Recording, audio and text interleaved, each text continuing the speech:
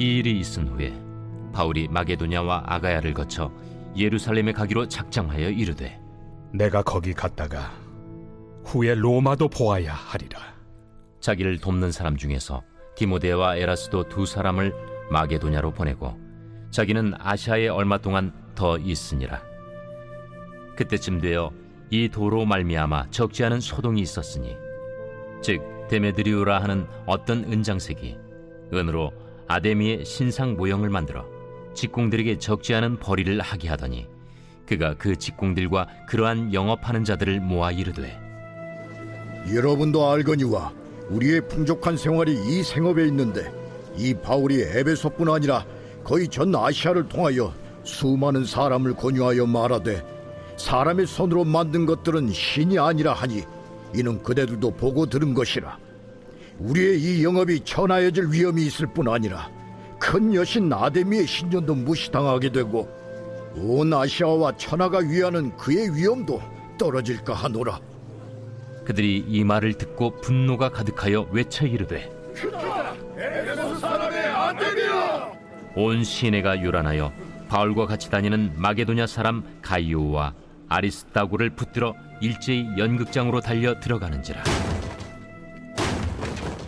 바울이 백성 가운데로 들어가고자 하나 제자들이 말리고 또 아시아 관리 중에 바울의 친구된 어떤 이들이 그에게 통지하여 연극장에 들어가지 말라 권하더라.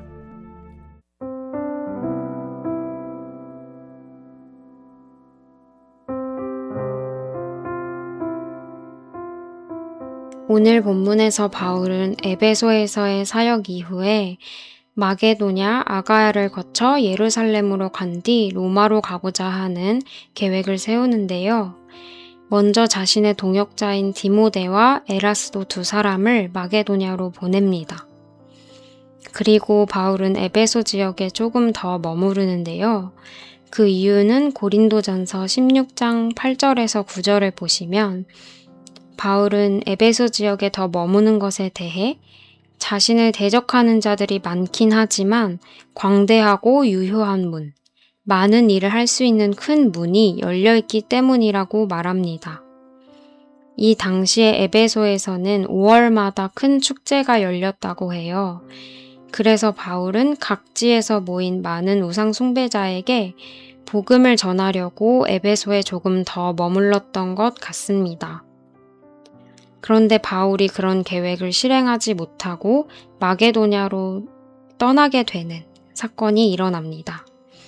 23절에 그때쯤 되어 이 도로 말미암아 적지 않은 소동이 있었으니 여기서 도는 바울이 전한 복음을 말합니다.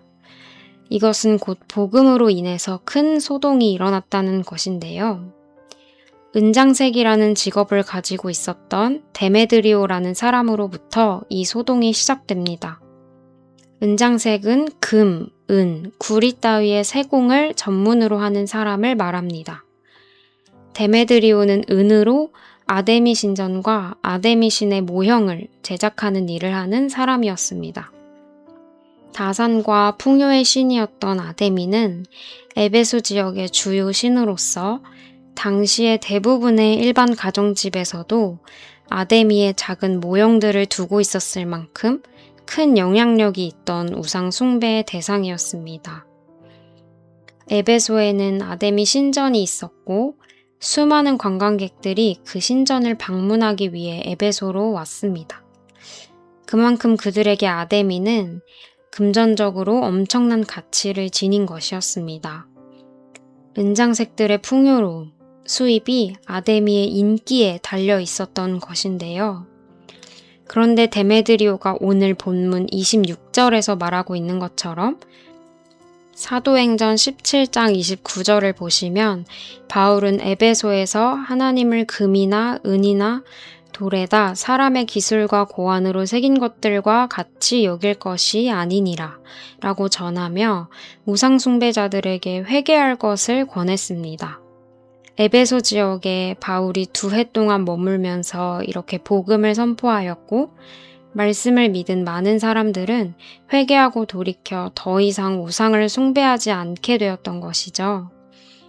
그래서 소아시아 지방에 우상숭배의 중심이었던 아데미가 쇠퇴하기 시작하는 큰 변화가 일어난 것입니다.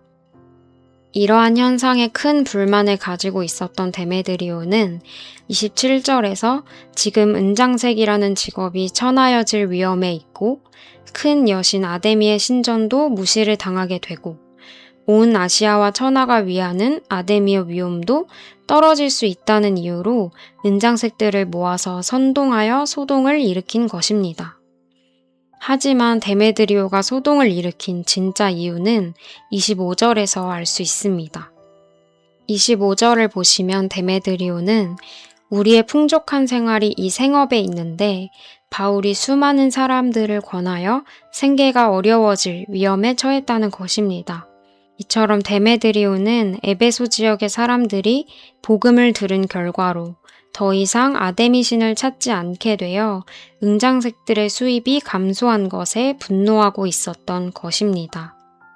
어제 주일 큐티 본문이자 예배의 말씀 본문이었던 19장 8절부터 20절은 오늘 본문과 상반된 모습을 기록하고 있는데요.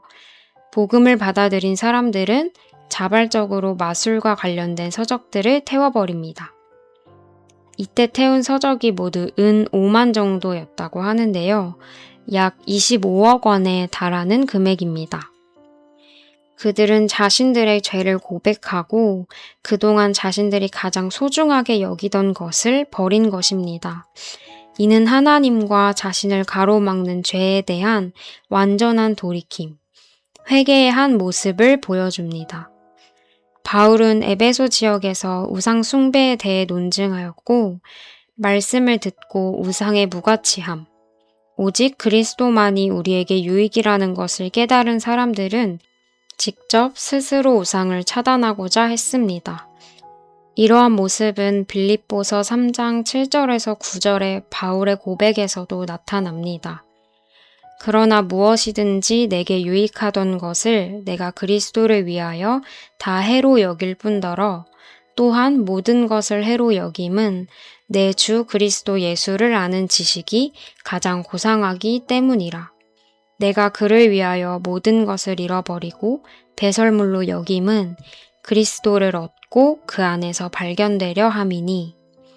바울이 자신에게 유익하던 것을 모두 해로 여긴 것은 하나님을 아는 지식이 가장 귀하다는 것을 깨달았기 때문입니다. 또한 하나님을 위하여 모든 것을 잃고 배설물로 여긴 이유는 8절의 후반부와 9절의 초반부에 나타나 있습니다. 첫 번째는 그리스도의 은총과 교제를 얻기 위함이고 두 번째는 그리스도와의 온전한 연합을 위함이었습니다. 이는 바울이 하나님과 자신의 사이를 가로막는 것들을 버렸다는 것입니다. 여러분, 오늘 우리에게 복음이 선포된 것을 하나님의 은혜로 고백하시나요? 그렇다면 여러분은 이 은혜에 대해 어떻게 반응하고 계신가요? 우리가 가지고 있는 모든 것보다, 가장 소중하게 여기는 것보다 그리스도를 아는 지식을 가장 귀하게 여기는 마음을 가지고 계신가요? 혹시 복음보다 더 소중하게 여기는 것이 있으신가요? 우리의 근간을 어디에 두고 살고 있는지 돌아보는 시간이 되기를 소망합니다. 요한계시록 3장 20절에 마찬가지로 자신의 영적 비참함을 인식하지 못하고 인생의 가치를 물질적 부요함에 두고 있는 라오디게아 교회를 향해 하나님께서는 이렇게 말씀하셨습니다. 볼지어다 내가 문 밖에 서서 두드리노니 누구든지 내 음성을 듣고 문을 열면 내가 그에게로 들어가 그와 더불어 먹고 그는 나와 더불어 먹으리라. 하나님의 자녀된 우리는 다른 어떠한 것이 아닌 예수 그리스도와 누리게 될 풍성한 삶의 자유와 진리의 인생의 가치를 두어야 한다는 것입니다. 예수님께서 우리의 마음의 문 밖에 서서 계속해서 말씀으로 우리의 마음을 두드리고 계십니다. 사랑하는 자의 마음을 두드리시는 하나님의 말씀에 반응하며 나아가는 오늘 하루가 되시기를 간절히 소망합니다. 기도하겠습니다. 우리를 사랑하시기 때문에 책망하시는 주님, 우리가 말씀에 담긴 하나님의 뜻을 깨닫고 열심을 내어 회개하기를 원합니다.